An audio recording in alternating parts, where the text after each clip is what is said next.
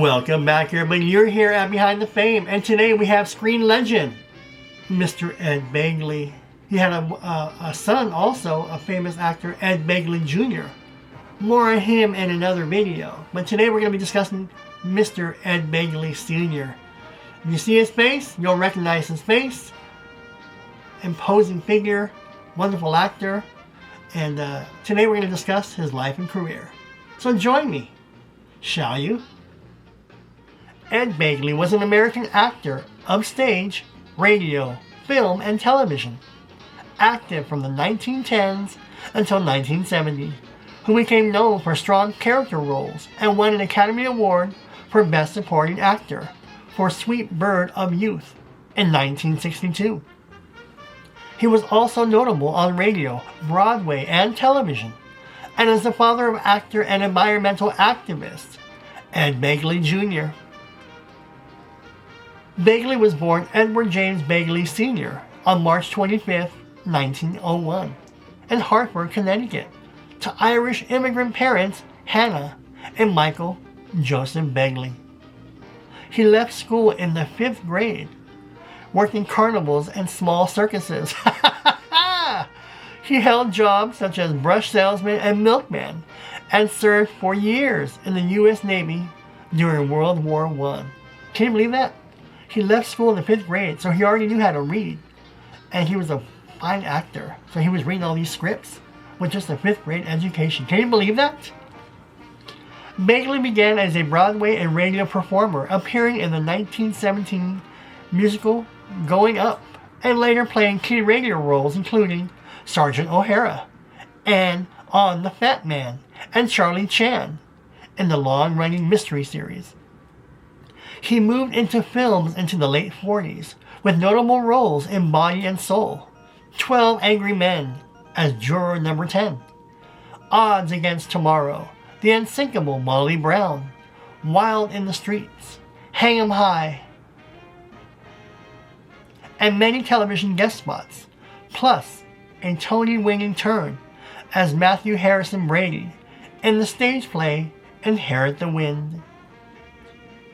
Begley married Amanda Huff in 1922, with whom he had 2 children. She died in 1957, and his second marriage ended in divorce before a third marriage to Helen, who survived him. He also had a son, Ed Begley Jr., from an extramarital relationship with Aline Jean Sanders, and his brother Martin briefly worked as his manager. Both brothers were members of the Lambs Theatrical Club. Begley died of a heart attack on April 28 in 1970 at a party in Hollywood.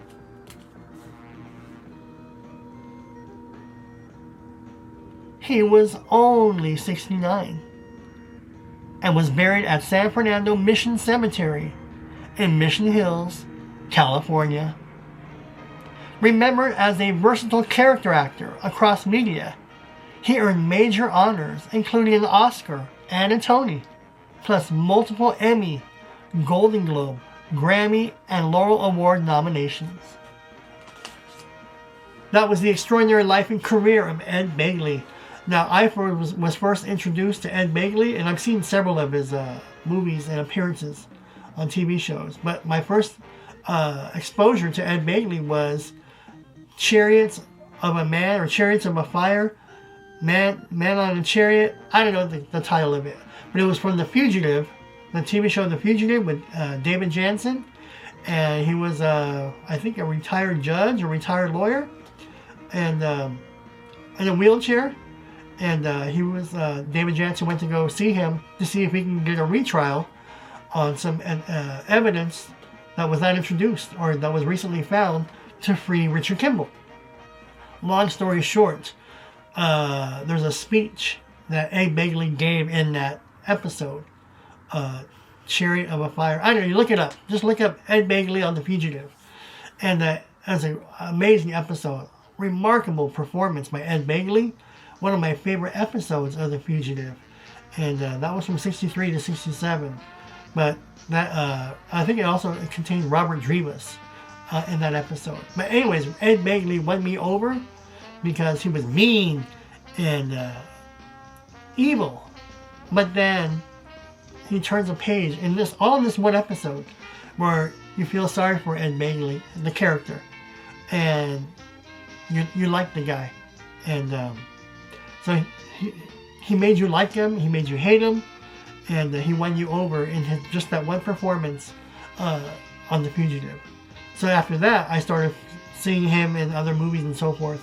And so Ed Begley, and who knew that he could be so successful with just a 5th grade education? Times were tough back then. So maybe he had to, make money for his family and so on and so forth. Or maybe he just didn't like school and he just took off. But think about it, a 5th grade education, and he was nominated for all these awards, Tony, Oscars, all that stuff, just from his acting. So Ed Begley, kudos to Ed Begley, phenomenal actor and posing figure, and the father of Ed Begley Jr. So he was also very famous too. So look up Ed Begley, and you can see interviews, film clips, movies that he's in, and once you see his face, you'll recognize who Ed Begley was. He was everywhere. He was on TV and film all throughout the 70s. At least, back before cable, you would see him on TV. And so that was the extraordinary life and career of Ed Begley. Give me your thoughts on what you thought about Ed Begley.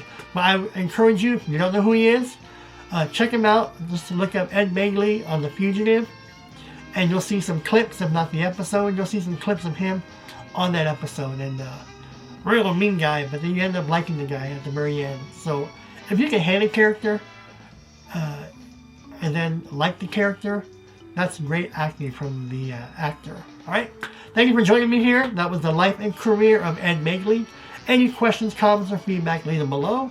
Click subscribe, hit that notification bell, and I'll see you all in the next video.